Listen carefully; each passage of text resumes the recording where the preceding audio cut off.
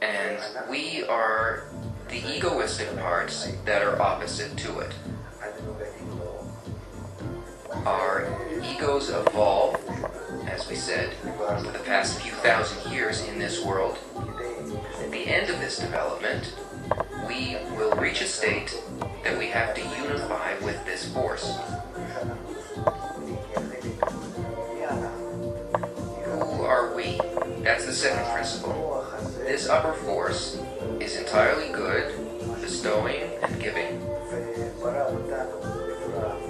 And it created us opposite itself as egoists in order that the ego will develop in us to a point where we can reveal that our nature is destructive and that there's nothing worse than it. And that we want to burst out of this in the same way that we would want to break free from an old skin and to become like it. Then, by the method of Kabbalah, we will be able to become like it. The third principle, we are one soul, one egotistical desire that was created by the upper one as one desire, the desire to enjoy. And we were shattered into thousands and millions of parts called individual souls. And they are what develops during this whole process. We have to correct ourselves to become like the Creator. And that means that we all need to unify together. All the souls have to come back into one soul together. Really, our correction is to be the opposite.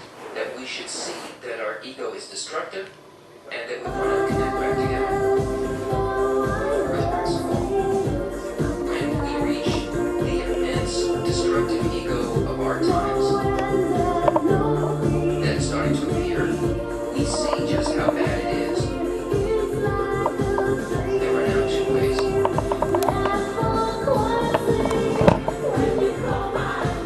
To control either through the beatings that we receive, which is basically how we live our lives now. That we run away from suffering all the time. I'm not sure